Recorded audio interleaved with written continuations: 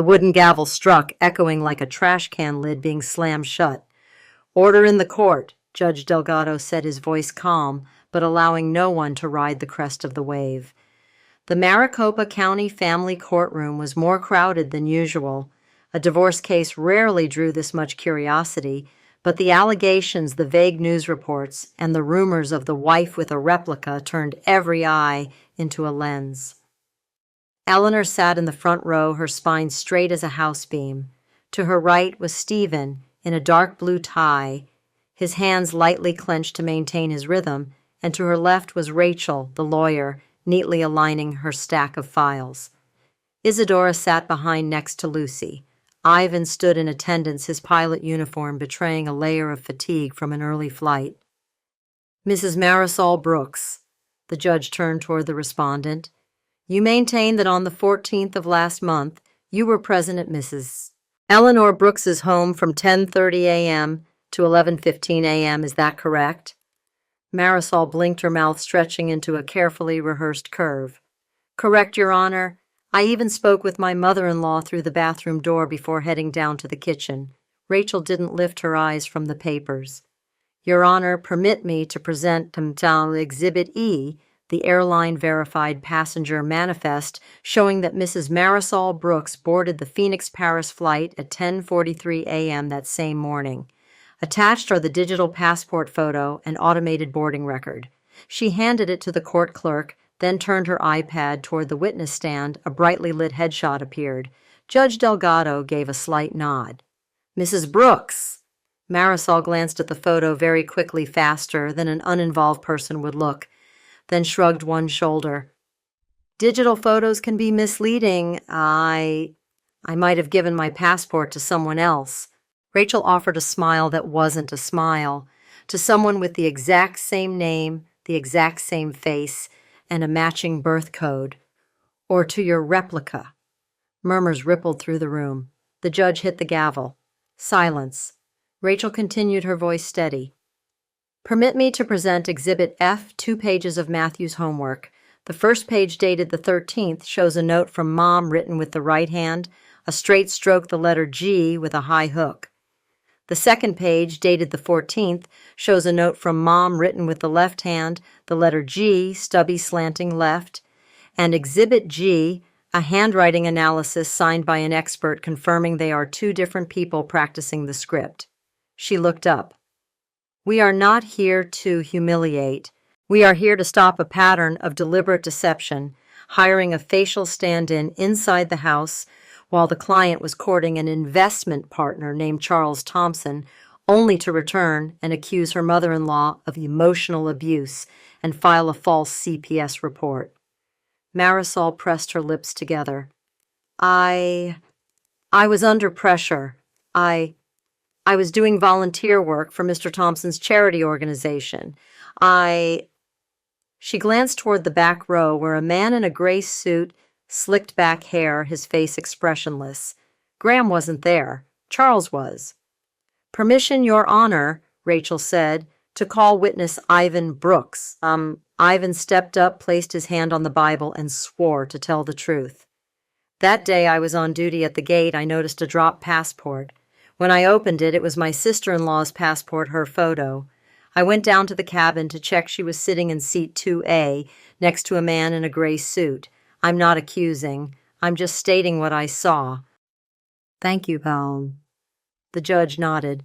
"Call the next witness, Isadora Jones." The air in the courtroom could have combusted with a single spark. Isadora stepped up in a simple dress, her hair lightly tied, her eyes unwavering. Rachel asked very few questions, allowing her to tell her own story. Isadora recounted their first meeting, the money for her foster parents' medicine, the time she was asked to come over and watch the house for a few hours, the way she was instructed to tie her hair, how to correctly say Mom and Matthew. She paused when her voice began to tremble. Judge Delgado offered her a glass of water. "Take your time, Ms. Jones." "I am sorry I participated," Isadora said softly, turning toward Eleanor. I thought I was just helping. I'm at fault, but I didn't know where she was going or what she was doing. I didn't know. Not until Lucy told me that's when I understood I was being used. In the gallery, Lucy met Eleanor's eyes. She nodded. Eleanor opened her small house book, writing a line, fault named. Victimhood placed correctly. It was the judge's turn. He leaned back, clasping his hands. A courtroom is not for entertainment. A courtroom is not a stage, but a courtroom is where the truth, even if it cuts your hand, must be grasped. Temporarily, the court rules temporary custody of the child is granted to Mr. Stephen Brooks. Mrs. Marisol Brooks is granted supervised visitation according to a fixed schedule after completing an independent psychological evaluation. The claim of emotional abuse against Mrs. Eleanor Brooks dismissed. The court will close the current CPS complaint file due to lack of grounds while noting the recurring anonymous complaint source. The court issues a temporary restraining order prohibiting harassing contact with Mrs. Eleanor, the boy Matthew, and Ms. Isadora. All communication must go through lawyers. Regarding the stand-in, the court refers the file to the prosecutor's office to examine potential violations related to deception of public authorities. He struck the gavel. Order. Marisol jumped up. You don't understand, Charles placed his hand on her shoulder, squeezing lightly, a gesture learned from tasting rooms. Enough, he whispered, still smiling. In the corner of the room, a tabloid photographer tried to raise his phone. Court police glanced over the phone, lowered. Eleanor stood up when the judge left the bench, waiting for everyone to pass her without pushing or shoving. She just placed her hand on Stephen's back for a second, the touch with the right pressure, the right spot. Breathe, she said. Stephen nodded, tears on his face that he wasn't aware of. After the court session, the Brooks house phone was buzzing. Congratulations, Tex. What do you think about the case? Texts? Would you like to go on air to tell your side of the story, texts? Lucy deleted most of them. Rachel advised not to reply. Eleanor gathered everyone around the dining table, placing 3 things on it: a blank calendar, a black marker, and a line of glass cups. We don't live by news headlines, Tom, she said. We live by the calendar and a glass of water. They wrote the schedule: school days, activity times, Counselor Carl's sessions. Sunday, family dinner, no phones. Wednesday, Matthew soccer. Friday, Isadora bookstore shift. Stephen added a line in his handwriting that Eleanor hadn't seen in a long time: Monday, schedule general health checkup. He looked at his mother, a bashful smile. I don't want to become my own old man. Eleanor nodded, not saying I'm proud, just gently pushing a glass of water toward him. As evening fell, Lucy received a call from the State Attorney General's office, an anonymous and detailed complaint about a adoption brokering ring years ago linked to a border hospital. We read the transcript you submitted. The investigator's voice was low and tired. We want to take a formal statement, protect the identity if needed, and ask more about the name Dr. Hernandez. Lucy scheduled it, her voice seemingly calm but her hand trembling under the table. Eleanor placed her hand on hers. Go. I'll sit beside you. Isadora stood at the sink, her back turned, taking a deep breath, whispering, I'll go too, so I can face my foster mother without shaking.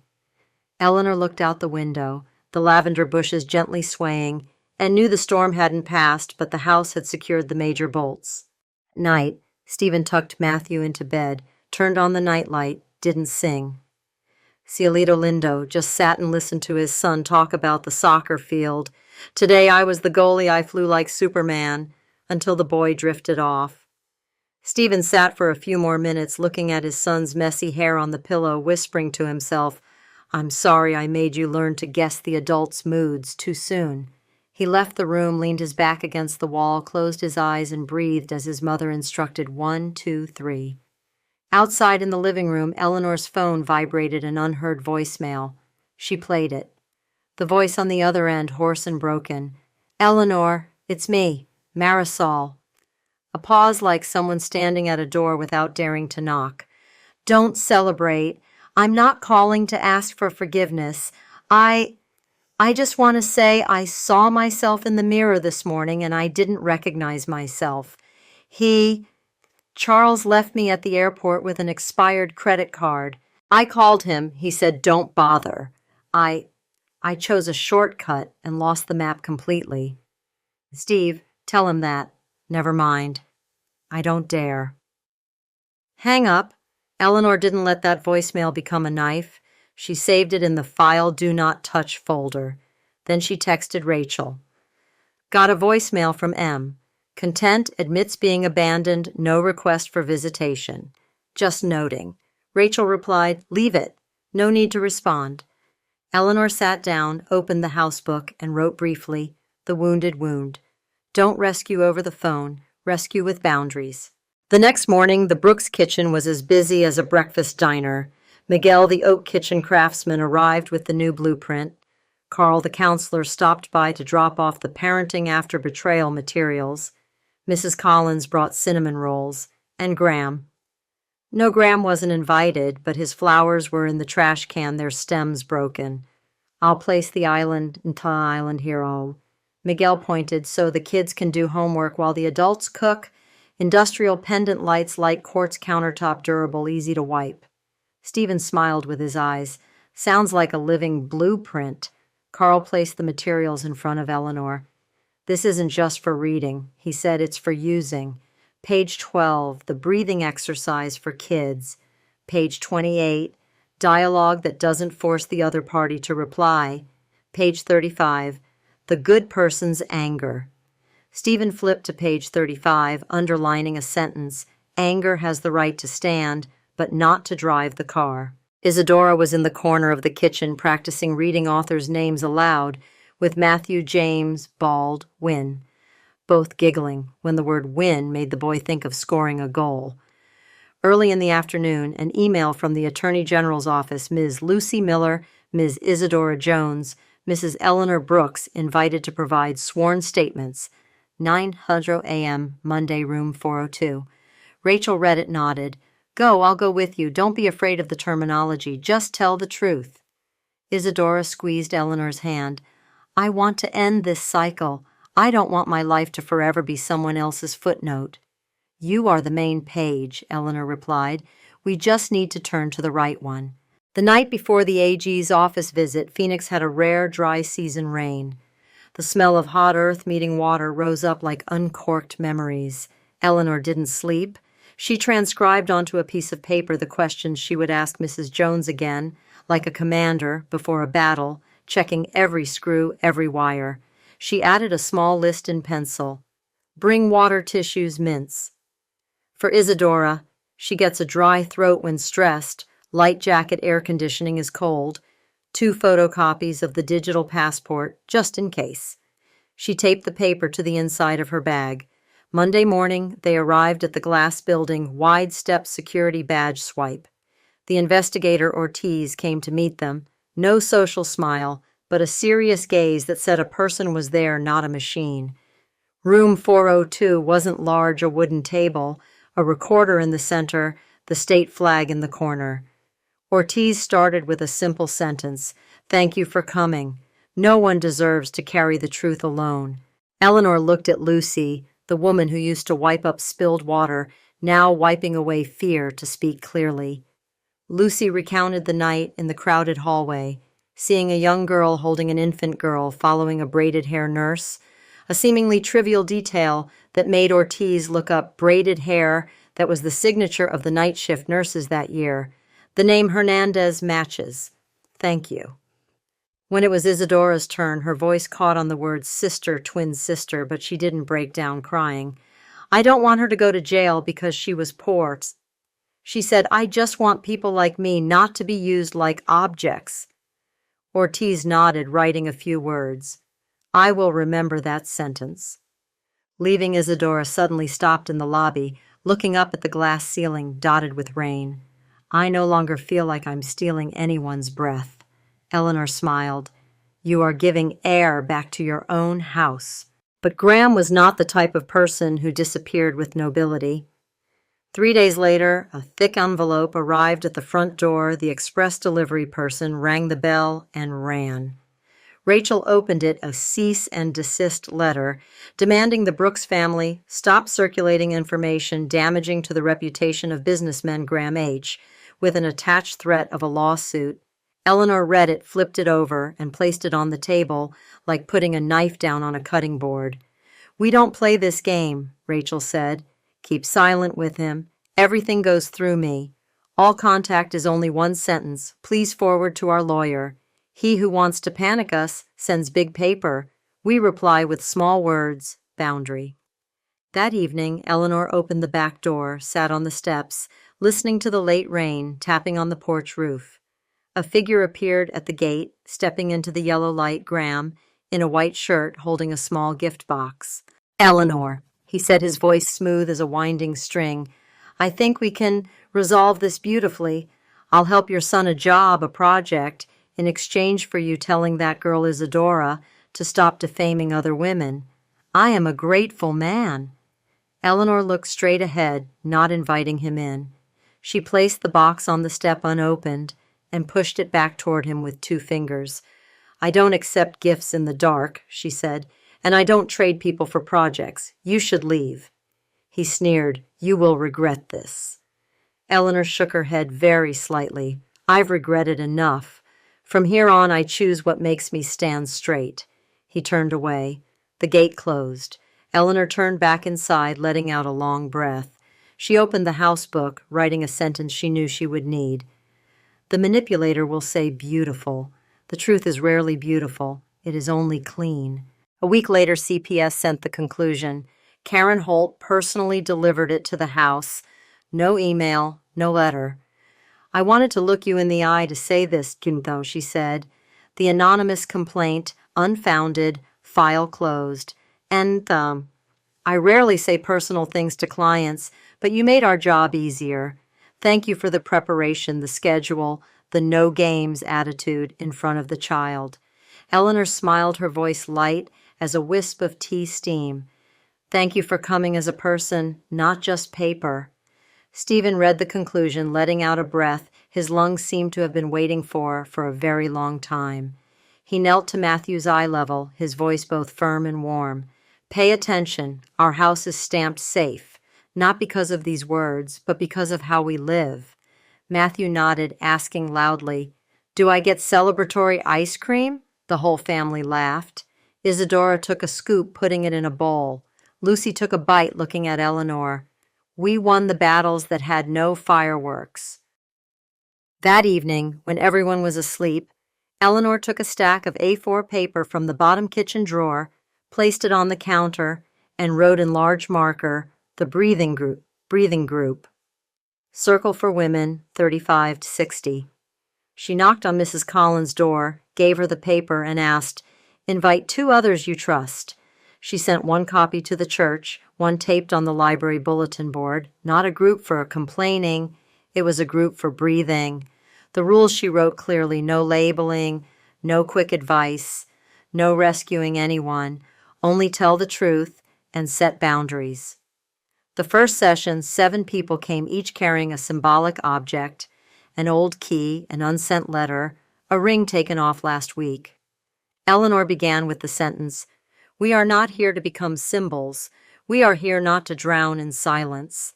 They sat in a circle, speaking slowly, pausing when their throats were dry. Lucy told the story of, "I turned my face back."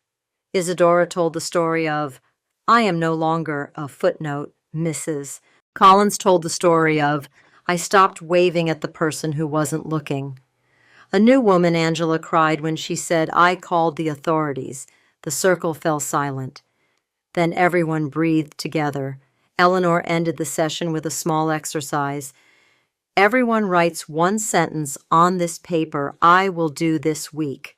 Not a big plan. 1 thing that makes your house breathe. Wipe down the windowsill, retape the calendar. Discard a wilted bouquet, make a phone call you fear." They wrote. They stacked the papers in a small wooden box. "Next week, open it, not for a check-in, but to see your own breath," Eleanor said, then smiled. "I'll bring cookies." On the way home, Isadora walked beside Stephen. "I'm scared," she said truthfully. "Scared I'll suddenly become weak again, Go back to the old position standing in for someone else. Stephen shook his head, his voice steady. No one can replace you anymore. You are the main page. He didn't add, I love you. That word would come when it could stand on its own feet. Late at night, the living room was only filled with the faint ticking of the clock. Eleanor walked down the hallway, lightly touching each photo frame, Raphael smiling in front of the garage, Ivan in his cadet uniform, Stephen with his first blueprint, Matthew hugging a soccer ball larger than his head. She turned on the porch light, looking at the light streak cast on the old driveway. She could still hear Judge Delgado's wooden gavel echoing somewhere, not the end, but the first beat of a new song. Slow, steady, unhurried, but enough for a house to relearn how to breathe. Tomorrow morning they would still have much to do. School run dropping Isadora off for her first shift at Desert Pages, surveying the kitchen with Miguel, returning to the Attorney General's office, answering an email from Carl setting a reminder to change the AC filter. In the list, the word happiness was absent, but between the lines, it was already there like dust motes floating in the first ray of sunlight, like the warm smell of wood, like the sound of children laughing in the next room. Things that didn't need to be posted, just lived. And if anyone asked where the drama was after the wooden gavel, Eleanor would say the drama is when a family chooses to tell the truth again the next morning when the cameras are gone. It's when a woman refuses a gift box in the dark. It's when a 7-year-old boy eats celebratory ice cream because his house is stamped safe. It's when a young woman holds her first bookstore employee badge standing tall in a plain dress, knowing she is no longer a shadow. Those scenes, if put on film, might be cut for not enough fire, but for a house that is the only fire worth keeping. Eleanor turned off the light, closed the door, leaving the kitchen faintly lit by the nightlight. She went to her room, placing the housebook on the bedside table. On the new page, she wrote one sentence, perhaps the sentence she wanted Matthew to read when he was taller than the windowsill. Peace is not a reward from the court. It is the habit of those who no longer lie. The wail of a fire alarm tore through the Phoenix night like a knife slicing through a cloth of silence. Eleanor jumped up as the door of the diner on Van Buren Avenue burst open, the night wind sweeping in with the acrid smell of burning paper and plastic. Ortiz, who had just set down his cup of coffee, sprang to his feet. The old hospital storage unit right behind this block. He bolted for the door, his command sharp as a gavel strike. Lucy and Isadora instinctively rose. Eleanor grabbed her bag without time for her coat, only enough time to grip Isadora's wrist. Stay close to me. The alley behind the diner opened up to a scene of pink flames and shadows. A low-roofed metal shed, the place, Ortiz said was temporarily storing records from the old maternity ward, was spewing smoke through the gaps in the rolling iron door.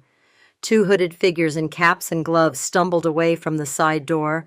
One even turned back to throw something glittering, an unlit glass bottle of gasoline, into the darkness like a threat. Ortiz yelled, "Stop!" But the sound of footsteps retreated into the alley, swallowed by the wail of approaching fire trucks. "This way!" Isadora pulled Eleanor away from sparks falling from the metal roof. Lucy clutched her shoulder bag tight to her chest, her eyes darting everywhere. Ortiz flashed his flashlight, signaling the charging fire crew. "Back door." A firefighter slammed a steel hammer into the lock. The rolling door rattled violently, releasing a thick plume of smoke. "Air!" someone shouted. Ortiz pulled up his mask, looking inside. "The files are in the back left corner." He pointed, bracing himself to not charge in like a man who had forgotten procedure. The fire crew sprayed foam, pushing the smoke back in streaks. In the flashing lights, Eleanor saw stacks of cardboard boxes labeled L&D 2003-2006 emerge like sodden blocks of memory. A box on the top was catching fire. "Isadora, back!" she yelled, but her feet were already moving a few steps forward as she saw a thick notebook slide off the edge of the box, falling, its brown cover charred on one corner, the words "Intake Log" faintly visible.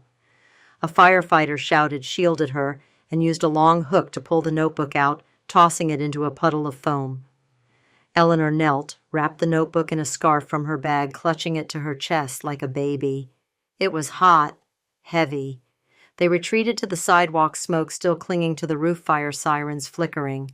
Ortiz placed a hand on a firefighter's shoulder. "Thank you."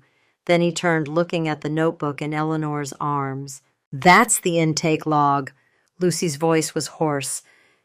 "It might have Hernandez's name. It might have the night shift notes. It might—" She didn't dare continue. Isadora touched the singed edge of the cover, her eyes shining strangely, the light of someone who saw a thread connecting years of scattered fragments. Eleanor tightened the scarf, breathing like a person who had just surfaced from water. She thought truth rescued from fire is never intact, but its burn marks are evidence. The next morning, as the phoenix sun brushed the rooftops with a pale gold, the logbook had been air-dried overnight next to an air purifier and blotting paper. Rachel brought a box of gloves, a magnifying glass, and a handheld scanner. "We don't touch memories with bare hands," she said, half joking, half serious. Ortiz sat at Eleanor's dining table, the table that had seen everything from Matthew's soccer schedule to PTA meeting invitations, now hosting a book that could shake an entire hospital. They opened the first page, the dry, neat handwriting of an on-duty nurse, date, time, patient, name, shift change, signature. "Here," Lucy whispered, her gloved finger touching the initials Hernandez, signed twice in one night. "And here," Ortiz said, his eyes unblinking, pointing to a margin note for the third shift. "Twin presented family request to separate. Can't keep both. Outside contact. Mrs. J." Lucy gasped. "Mrs. J?" The simple initials struck their chests like the sound of Mrs. Jones's wooden cupboard door closing in their memory. Eleanor opened her small notebook, writing a brief note. Initials long gilt. She looked at Isadora. She was reading like she was drinking every word. "I'm scared," Isadora said, her voice tiny, "because I know every line is a person." Eleanor nodded. "And that's why we read with both hands." While Ortiz photographed each page, Rachel made a call. "I'd like to schedule an appointment to request a warrant to seize more electronic records, private messages, specifically from numbers linked to Hernandez and anyone named Charles Thompson who contacted the finance department." The phone was on speaker, the court secretary's voice rapidly listing possible time slots. Rachel wrote them on the Brooks family calendar, squeezing them between soccer practice, 5:30 p.m., and bring costume for Matthew's Spirit Day. News of the fire spread on local news as a side story. Minor fire contained no injuries, but in the Brooks house, they knew last night's sirens were no accident, and someone else knew too. That afternoon, another bouquet arrived at the door, no name card, just a small printed card, "Everyone has a price." Eleanor didn't throw it away. She placed the bouquet on the sink, emptied the contents, tore the card into 4 pieces, and photographed it to send to Rachel. "The word price is always his word," she texted. "Rachel save indirect threat language sample." No response. That evening, Matthew sat doing homework at the newly framed kitchen island. "Grandma, is the word price different from prize?" he asked, looking up with eyes that Eleanor had learned to answer with truth, not slogans. "One is what people pay," she said, stroking his hair. "One is what people cherish. Our house doesn't trade the prize for the price." 2 days later, Ortiz called. "We have the warrant. Tomorrow morning we go to Hernandez's house." Rachel scheduled it. Stephen took the morning off. "I'll drive you, Mom," he said, his voice completely resolute. Isadora and Lucy wanted to go, but Ortiz shook his head. "Only those necessary. You two wait at the AG's office. If we need a confrontation, I'll call." They nodded. Not arguing, they learned Eleanor's lesson. You don't need to be present for every impact for it to have value. Dr. Hernandez's house was in a quiet neighborhood in Tempe Neat Lawn. Black Lexus parked under an oak tree, a smart doorbell with a lens. When the investigation team read the warrant into the doorbell camera, a middle-aged woman opened the door, his wife. "He's in his study," she said without surprise. "He knew this day would come." Eleanor looked at the woman for a second, seeing on her forehead the wrinkles of someone who had lived with a secret until her jaw was stiff. Hernandez's study was filled with files, medical books, and locked shelving units. Ortiz had a technician open the locks. "You understand the warrant," Ortiz said calmly. Hernandez slumped in his chair, running his hands over his face, his eyes red. "I used to save newborns," he said, his voice dropping like a stone. "I signed those papers because I thought I was saving one child from hunger." Rachel did not sigh. She wasn't allowed to. "You will have a chance to say that before a grand jury," she replied. Eleanor stood behind, not approaching, her hand resting on her bag. Her hand was steady. She thought every "I saved" needs to be placed next to, "and what did I gain?" On Hernandez's computer screen was a string of emails with the subject line, "Foundation Allocation Neonatal Support, Charles Thompson's Charity Foundation." Regular transfer milestones over the years, short notes lines like, "Thanks, doctor, you know how to keep things running smoothly." Ortiz printed them out, clipping them together. Rachel glanced at Eleanor. "This piece will pull the other thread." As they left the house, Hernandez's wife stood at the door, hugging her arms. "Whose mother are you?" she asked, her voice empty. "I am the mother of a man who signed divorce papers last week," Eleanor said, "and a person who is learning not to carry others' guilt for them." The woman gave a slight nod. No one saw a movement with her eyes that only another woman could read. That evening, the circle. The breathing group held its third session. The atmosphere in the Brooks living room was warm and subdued, the lavender essential oil candles not too fragrant. Angela brought the paper from the previous week. "I changed the locks." Another woman, Nora, placed an old coat on the table. "I threw it away, no longer keeping others' discards as mementos." Eleanor read everyone's handwritten sentences, folded them, and put them in the wooden box, lightly stroking the wood surface as if stroking a child's forehead. "This week everyone writes a different sentence," she said. "Not what I will do, but what I will not do for other adults. The no is also an action." The door opened softly. Marisol stood on the threshold, her hair hastily pulled back, her white shirt wrinkled like a flag flown through a storm. The room fell silent. Only the ticking of the kitchen clock could be heard. Eleanor looked directly into the eyes that had brought holidays to her house, and also brought sleepless nights. "Come in," she said, her voice calm yet decisive. "Sit in the corner chair. Listen. Don't speak until it's your turn." Marisol swallowed hard, stepping in, huddling in the corner chair like a first-time student. When the sharing circle reached her, Eleanor nodded. "Now." Marisol opened her mouth, intending to launch into familiar justifications, but no eyes in the room lit up with a readiness for cheap forgiveness. "I made a mistake," she blurted out, short as a stone.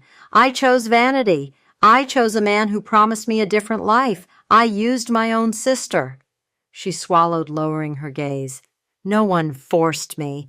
I liked the look of the flight attendants calling me ma'am in first class. I liked going through security without being scrutinized." Her lips trembled. "I'm sorry, not to be allowed back, but so the words 'I'm sorry' are no longer a tool." Eleanor did not answer for everyone. Nora, the one who had just discarded the coat, spoke. "Do you have a plan? A plan, not a wish."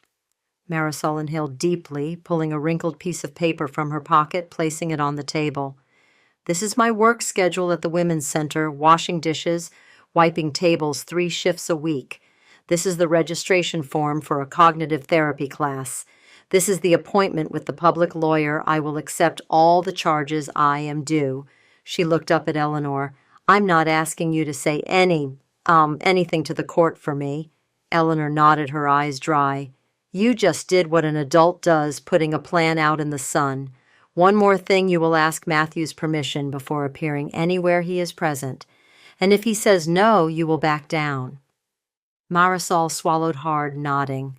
Her eyes sought out Isadora. The younger woman didn't flinch.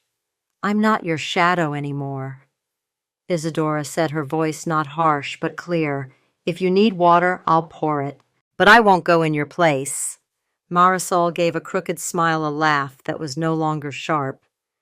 "It's the first time you've called me sister without trembling," she said, her voice half sad, half relieved. After the meeting, Eleanor stood on the porch, watching Marisol trudge along the road, thinly coated with dew.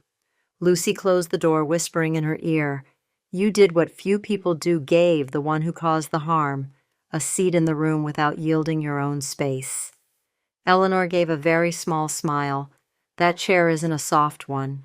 The counterattack from Charles and Graham came in the form of a long article on a tabloid site disguised as independent news, mothers poisoning their sons and the old generation's tactics. A profile photo of Eleanor leaving court was placed next to a scathing caption, "The Queen of Control." Below it, comments bubbled. Ivan called his mother immediately. "Don't read the comments." Eleanor chuckled, "I don't have Facebook." But she still saved the screenshot, noting the posting time, the habit of a record keeper. The next morning, a black SUV parked unusually long in front of the Brooks house. Lucy noticed it, messaging Ortiz. 5 minutes later, a local police car quietly cruised by, parking across the street. The SUV started gliding away like a brief shadow. Eleanor looked at the reflection on the doorframe. It was time to install a gate camera, like Hernandez's house, she thought, but different, to protect, not to spy on loved ones. At noon, a quick meeting at the AG's office. Ortiz presented emails, transfers, logbook enough to bring the foundation case to a grand jury. "We will recommend an arrest warrant for Charles Thompson for charges of funding the ring, obstruction of justice, destruction of evidence, and several financial violations." Lucy gave a dry laugh. Foundation, the word philanthropy, truly is the most beautiful disguise for the darkest corners. Rachel added, "And Dr. Hernandez will accept a plea deal for medical ethics violation plus community service in exchange for a full confession, a list of those involved." Isadora squeezed Eleanor's hand tightly, her fingernails leaving a small mark on her skin. "I'm scared." "Of course," Eleanor said. "Fear is a sign that you still know what's important." That afternoon, Stephen took Matthew for a haircut. The barber, Marcus, knew the whole family. He talked to Matthew about the Cardinals, about new soccer balls. When Stephen paid, Marcus looked at him through the mirror. "You good man." Stephen found himself nodding. "I'm relearning how to let my son not have to gauge the adult mood." Marcus smiled. "Good. Start right here at the haircut chair." Leaving the shop, Stephen stopped at a small park, buying 2 popsicles. "You know, so," he said, "I used to think adults weren't allowed to be weak. Now I think adults aren't allowed to lie." Matthew licked his ice cream, pondering like a tiny philosopher. "I don't like lying either. I like ice cream." The case against Charles and Hernandez didn't progress like a movie. It dragged on. There were rescheduled hearings, confrontational testimonies, plea deals that outsiders might deem light. Ortiz was frustrated but didn't show it. Rachel explained to the family, "Justice is a kitchen. It cooks slowly at the right heat." Eleanor nodded, adding water to the teapot. In that kitchen, they learned a new rhythm, the rhythm of people who don't wait for the end as the goal, but learn how to continue each day without losing themselves. One evening, Graham sent a thinly veiled email admission. No name, using a different lawyer, suggesting out-of-court mediation. "We contribute a sum to the Brooks Family Fund to show the community our goodwill." Rachel didn't skip a beat. "Reply no. If you have extra money, send it to the Adoption Ring Victim Support Fund. Do not send it to our house." Eleanor laughed softly, thanking her out loud. Not thanking Graham, but thanking the sharp, unbitter wording. Near the end of summer, Desert Pages, the bookstore where Isadora worked, hosted a Stories That Heal reading event. Lucy arranged the chairs, Stephen set up the microphone. Matthew put up a wooden sign he carved with Miguel's borrowed machine, the word imperfectly etched, "Read." Eleanor was invited to read first. She chose a passage from her own notebook, the page written after the fire. "Truth rescued from fire carries its burn marks. They remind us how close it came to dying." She looked at the room, women sitting with paper cups, men leaning against the walls, a child dozing on someone's shoulder, and thought, and it lives because people chose not to throw more matches. When it was Isadora's turn, she read the beginning of her draft, no longer a footnote. A short passage she wrote following her therapist's suggestion, telling an ordinary day without mentioning anyone else. "This morning I made coffee with freshly boiled water," she read. "I left it alone without stirring for the thin foam to dissolve naturally. I folded the counter towel along the seam. I walked through the park hearing a bird I don't know the name of, but decided to call it Little Blue. My morning doesn't need to be a copy of anyone else's to have value." At the end of the sentence, someone sighed as if letting go of a stone. When the reading ended, a woman in her 40s approached Eleanor, handing her a small card. "My mother just passed away," she said. "She left a box of letters for those who know fear. She copied them from somewhere years ago. I read it and know she went in peace. Thank you because someone let me not feel ashamed to tremble." Eleanor held her hand, feeling the other person's trembling pass through her hand without needing to hold it back. That night, Eleanor sat alone at the kitchen counter, the yellow light quiet. She opened the house book, reviewing the pages from the previous month, marking the sentences that had become flesh. The manipulator will say beautiful. The truth doesn't need to be beautiful, only clean. Anger has the right to stand but not to drive the car. The house needs an architect. She added one more sentence after a long day with no cinematic scenes.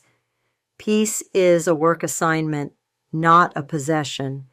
She heard the dishwasher complete its cycle, the gentle wind rustling through the oak branches, the neighbor's cat jumping over the fence, Matthew's even breathing through the wall, Isadora's light steps going to her room. She closed her eyes, listening to the house breathe a long, round rhythm. The phone vibrated very softly. A message from Maria Hernandez, the doctor's wife. "I filed for divorce. I don't want to be the secret keeper anymore. Thank you for the phrase, 'boundary is architecture.' I borrowed it from you." Eleanor smiled a smile without sharpness. She replied, "Build a new house. Stronger, airier. Don't forget to put in windows." Maria sent back an image of an open window looking out at a blue sky, an old image that is always healing. Before turning off the light, Eleanor placed the house book on the high shelf at eye level when standing. She had learned place important things where you are forced to stand to read them, not sit to fumble. The next morning, Ortiz called the grand jury, indicted Charles on 3 counts. Hernandez accepted the plea deal, the list of names growing long. It included Mrs. J., Mrs. Jones, but with the word immunity attached, immunity granted for humanitarian reasons and for cooperative testimony. Isadora exhaled. She didn't want her foster mother to be pulled down. She just wanted all children to stop being thrown into bargaining games. "I want to visit her," she said. Eleanor nodded. "Bring her peaches. She prefers soft peaches to apples." That small detail Isadora didn't know Eleanor had learned during a visit, seeing the apple core left on the plate that Mrs. Jones hadn't finished. The peach nearby was only a pit. They went to the dilapidated house in the alley. Now the door had been repainted, the plastic flowers replaced with a real potted plant. Mrs. Jones lay on the bed, her skin translucent as tissue paper. Isadora sat down, peeled a peach, and offered it to her lips. "My daughter," she whispered, tears slowly welling up, "don't let anyone else write your life for you anymore." "I will write it," Isadora said, "but I won't print it unless it's true." Mrs. Jones smiled a distant smile. "Truth doesn't usually sell well," she whispered, "but it nourishes people." Eleanor stood at the door, watching the 2 women, one old, one young, exchange the most precious thing any house needs, a sentence, without the intention of incurring debt. As the Arizona sun lowered like a red coin, Stephen sat on the living room floor, assembling the new bookshelf with Matthew.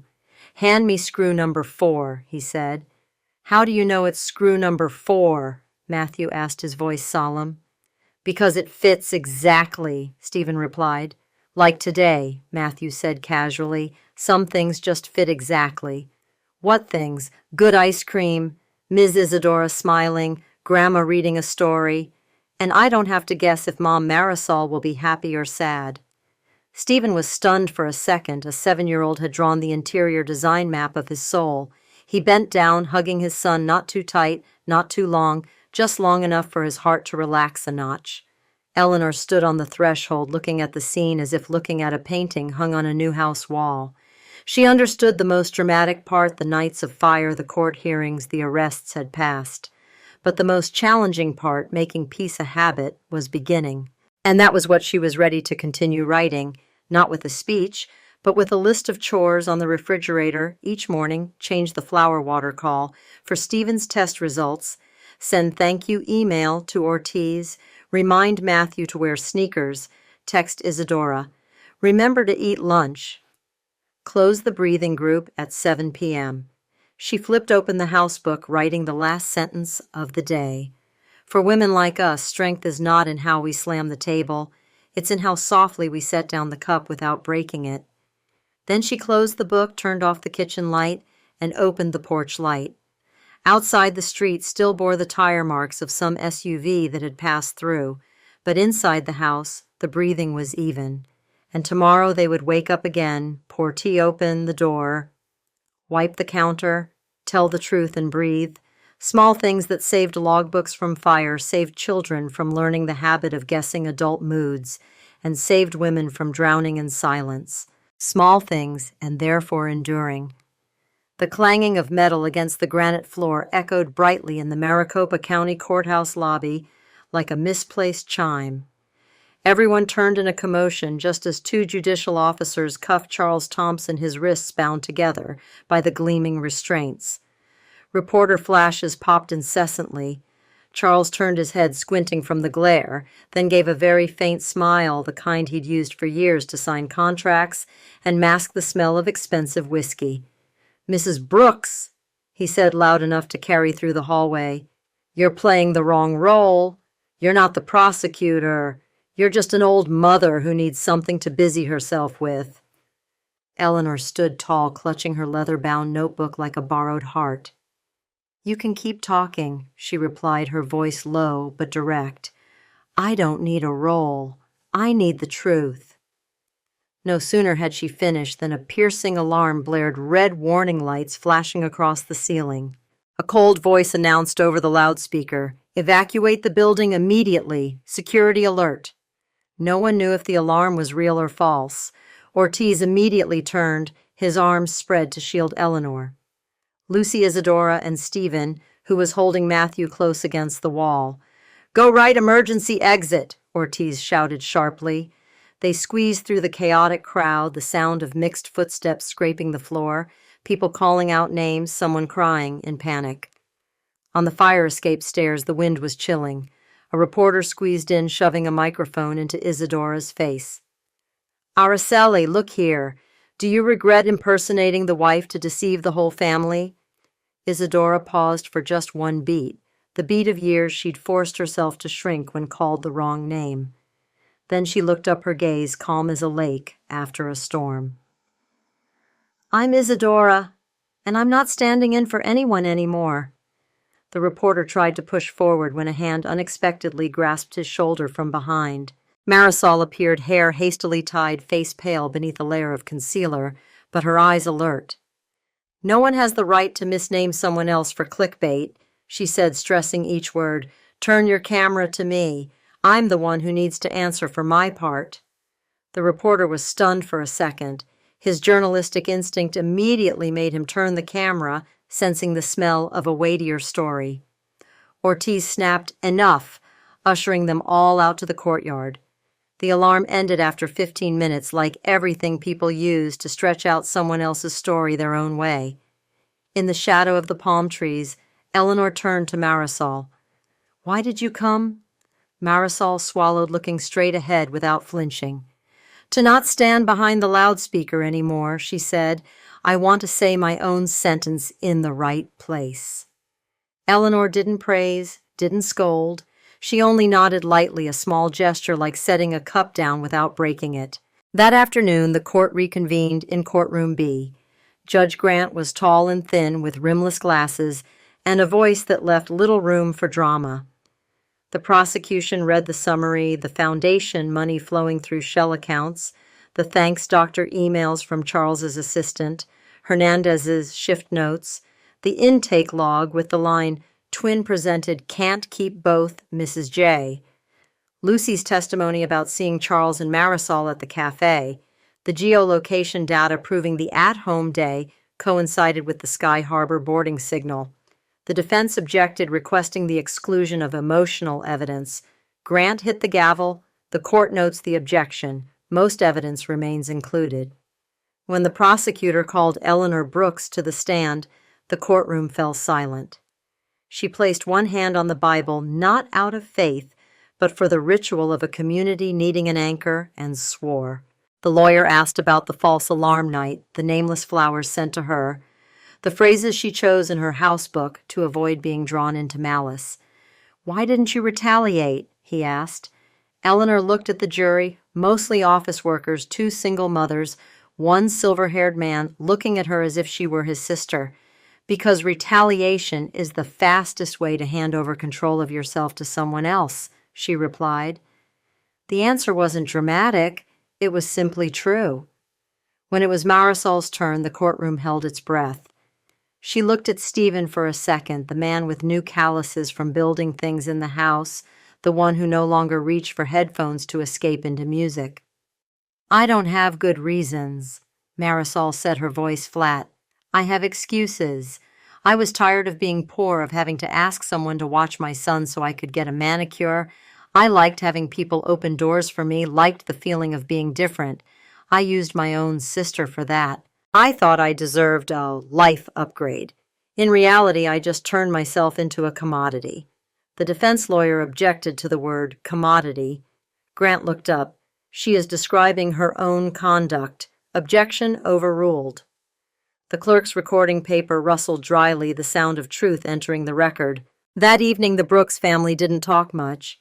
Matthew slept early after a day of sitting still for too long in the court lobby. Isadora washed the dishes slowly, as if each plate were a sentence requiring careful reading. Stephen wiped the table. Lucy reviewed the news clips. Eleanor sat at the table writing in her housebook today. The drama wasn't in the sound of the handcuffs. It was in a woman daring to say a sentence that wasn't in her own self-interest. 2 days later, an email from the local newspaper dropped into Eleanor's inbox, inviting her to write an 800, 1,000-word op-ed on the voice of mothers facing soft violence in the family. She paused for a second. Her hand remembered the smell of the old printer at the library where she used to volunteer. She wasn't a writer, but she knew writing made breathing easier. She opened her laptop, titling the piece, "Boundary is Architecture."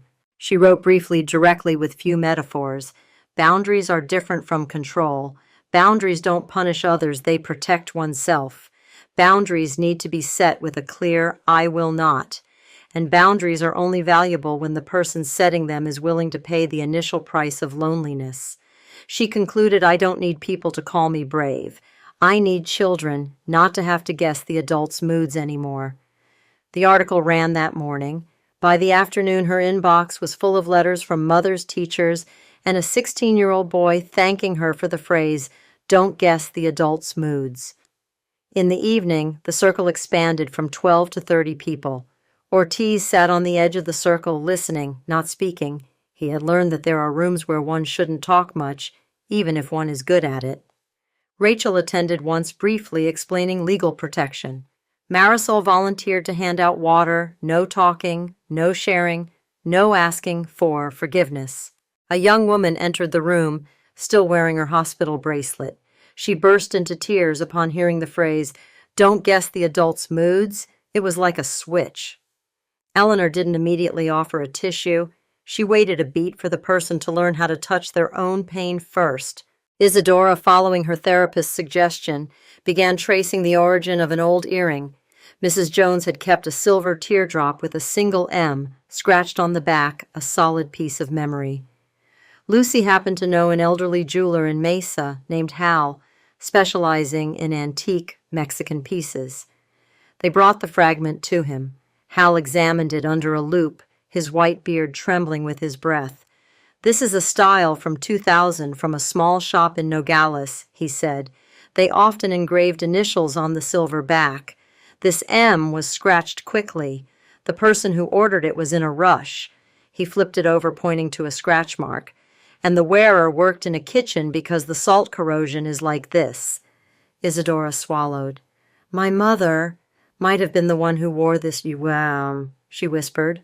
Hal wrote down the old address, cautioning the shop might be closed, but the maker is still around. That weekend, Eleanor drove Isadora and Lucy toward the border. On Highway 10, the sun cast huge slabs of light. They brought water peaches, a light blanket, the necessities for a long day. Nogales was scorching hot, the small streets crowded with clothing shops, gold stores, and fragrant taco stands. The jewelry shop Hal mentioned had changed its sign. It was now a cell phone store. They asked the new owner, who eventually directed them to a house with a purple bougainvillea trellis. A woman in her 60s opened the door, her hair in a bun, her dark eyes deep. Her name was Mariella. When she saw the earring fragment, she reached out to touch it like touching a child. Ay Dios, she whispered. This belonged to a girl named Maria Luz. She came to order it when she was pregnant, said she would give the pair to her daughter when she was old enough. Mariella said the girl worked washing dishes at a diner, smiling often, but her eyes always looked like she had just finished crying. One rainy afternoon, she vanished. Someone said she headed north through Phoenix. She engraved the letter M, Mariella said, for herself. The other half was an L for loose. Isadora bit her lip. Maybe that's what I was supposed to be named, she whispered. Lucy squeezed her shoulder. Eleanor noted everything, asking Mariella to call her if she remembered any more details. As they got into the car, Isadora looked up at the white-hot border sky, saying very softly, I don't need a fairy tale anymore. I need a true story, even if it ends at a dishwashing station. On the way back, they stopped at a small sandwich shop. Eleanor handed Isadora half a ham sandwich. You know, she said, for years I forced myself to find the why before I could stop being angry. In the end, I understood there are some whys you'll never get, and you still have to learn how to be less angry. Isadora nodded, her eyes moist, but not breaking. I'm learning, she said, learning how to make my story not dependent on the ending. Back in Phoenix, family life settled into a rhythm that was both new and familiar. Stephen started a small project building a large wall-to-wall bookshelf in the living room, he said, so the house has a place to put the safe stories.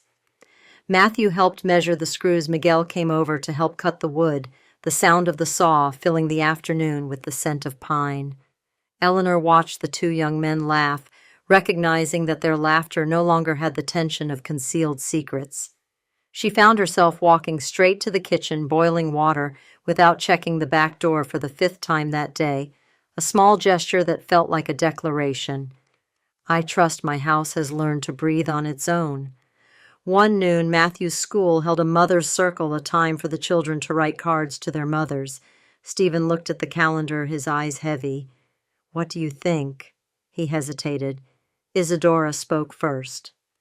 I'll go if Matthew wants, but I won't sit in anyone's chair unless he asks. Matthew listened, tilting his head. I want both Ms. Isadora and Mom Marisol, he said, but Mom Marisol only if she's not upset. Stephen glanced at Eleanor, the look of a father who had learned to ask his child instead of deciding for him. Then we ask Mom Marisol if you can invite her and explain the rules of the game. That evening before texting, Eleanor wrote down 3 principles attend for the child. Don't take anyone's place. If tears come, step outside. Marisol replied yes and asked a question she had never asked before. Do I need to bring anything? Eleanor replied, bring a pen. At the mother's circle, the classroom smelled of pencils and colored paper. The teacher handed out envelopes. The children wrote, Dear Mom. Matthew sat between the 2 women. He wrote 2 cards, one for Mom Marisol. I like the strawberry ice cream you buy, and you apologized unconditionally. One for Mom Isadora. I like that you sing the words to Cielito Lindo correctly and check my homework without sighing. Marisol read it, bit her lip, nodded, and stepped outside to breathe for 3 minutes as promised. Isadora sat still, wiping her eyes just once. Eleanor leaned against the door, understanding that there are rooms where you should stand a step further away to give others room to do what's right. One afternoon, on the way back from the store, Eleanor suddenly saw a black flash in her right eye, brief as a blink. She pulled over, took a deep breath, and waited. A few seconds later, her head gently cleared. When she got home, she told Lucy. "Go to the ER," Lucy said without hesitation. At the hospital, the doctor performed a CT scan, took her blood pressure, and asked for symptoms. Diagnosis: transient ischemic attack. TIA. Not immediately dangerous, so the doctor said, but a warning. You need sleep, proper nutrition, and to carry less of what doesn't belong inside your chest. Eleanor smiled, pressing her lips together. Yes, I will carry less of what doesn't have my name on it. Back home, Stephen cleared away his tools. Isadora made Eleanor lie down in the armchair, propping her feet up with a hand-woven pillow. Ivan called via FaceTime, the airport noise in the background. "Mom, I'm rescheduling my flight," he said. "No," Eleanor replied. "You just need to send me a picture of the sky. That's enough." That night, she slept soundly for the first time in weeks. Waking up, she wrote in her housebook, "When the body speaks, listen. Not out of fear of death, but out of a desire to live rightly." The case entered a new phase, plea bargaining. Charles's side wanted a deal, plead guilty to the financial charges to avoid federal indictment. Rachel shook her head. No cleansing of sin with money. The prosecution presented a strategy: introduce a surprise witness, a woman named Emma Price, a former accountant for the foundation, who was willing to provide balance sheets and internal emails Charles thought he had deleted. Ortiz met Emma in a quiet cafe. She was a mother of two who quit her job because she couldn't sleep anymore. "I kept copies because I thought one day I'd need them for my conscience," she said, stroking her paper cup. "That day has come." On the day Emma testified, the courtroom was packed. Charles did not look at her. Emma presented, simply showing transfer sheets naming accounts, pointing to a notation column, Maricopa OB Logistic Missa, which turned out to be cash envelopes for the night shift. The judge noted it. The jurors exchanged glances. The defense had few moves left. Before the court adjourned, Charles unexpectedly asked to speak. He stood, adjusted his tie, turned to Eleanor, his voice both weary and subtly mocking. "You win. But who do you think you did it for? For your family? Your family was broken before I even walked in. You just needed a villain to blame all your failures on." Eleanor stood up without permission, but Grant did not hit the gavel. "No," she said, "you are not that big. You are just one of the kitchen knives my house had misplaced. Today I'm just putting the knives back in the drawer." People gave a small laugh, not of triumph, but of release. Charles gave a weak smile, turning away. A man accustomed to staging scenes was learning to face a sentence that was boring but true. That month, Desert Pages was crowded on Friday afternoon, a local author's signing event. Isadora wasn't an author, but Hal the jeweler came from Mesa carrying a small bag. "We found someone who used to work with Mariella," he said. She remembers Maria Luz once sent a postcard from Phoenix, a corner photo of a blue Cactus Diner sign. Lucy opened her phone quickly, searching. The diner was closed. "But the old sign is still hanging in an antique shop in Glendale," Hal added. The next day they went to Glendale. The faded blue sign hung silently on the wall of the antique shop, the words "Blue Cactus" half missing. The owner let them look at the back, a corner taped with old adhesive, holding an old postcard, a photo of a young woman smiling by the counter corner, face turned sideways, hair damp with sweat. "Here," Eleanor whispered. No one was sure if it was Isadora's biological mother. But that look, the look of someone who had just finished a long shift and still smiled for a cheap camera, had something unspokenly true about it. Isadora reached out to touch the scrawled word "loose." In the corner, someone had written it with a marker. "I don't need a miracle," she said. "I just want to be able to tell my child if they ask, someday Mom went searching." One evening, the whole family ate dinner on the porch. The wind ruffled Matthew's hair, and he giggled, telling a story about his teacher teaching fractions with pizza. Stephen talked about a difficult client who finally agreed to listen to reason. Lucy showed off a new succulent plant. Isadora brought homemade enchiladas, placing them in front of everyone, asking quietly, "Is it too salty?" Eleanor took a bite, replying, "It's just right." A simple phrase, but it was a whole degree. Marisol knocked a few minutes later, standing on the edge of the porch. "I'm not staying for dinner," she said. "I just, wanted to give you this." It was an envelope, a confirmation of her GED program registration. "I dropped out of 11th grade," she said for the first time in front of them all. "I want to take the exam. I want Matthew to see his mother learning something thoroughly." Matthew came to the door, looking at his mother, then at the envelope. "I can help you with math," he said. "I'm good at division." Marisol smiled, tears falling without wetting anyone else's shoulder. Late that night, when the house was asleep, Eleanor went to the porch, opening her house book to write.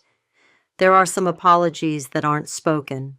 They move by a printed form, by an hour of therapy, by a shift of dishwashing. They have little background music. They take a long time, but they are on the right path. Near the end of this part, the court set Charles's sentencing date and the ethics hearing date for Dr. Hernandez. Rachel printed the schedule, taping it to the refrigerator. "We're not expecting a miracle," she said. "We're expecting a reasonable number, a sentence heavy enough for others to know the foundation isn't armor." Ortiz added, "And we prepare for the worst media pressure, hateful messages. Don't read them." Eleanor nodded, turning to Matthew. "We're going to play the quick channel change game. The boy raised his hand. "I score points. Every time she or his dad changed the channel away from hate news, Matthew would get a star sticker on the refrigerator chart. A small game, but it gave the whole family a concrete view of their good choices."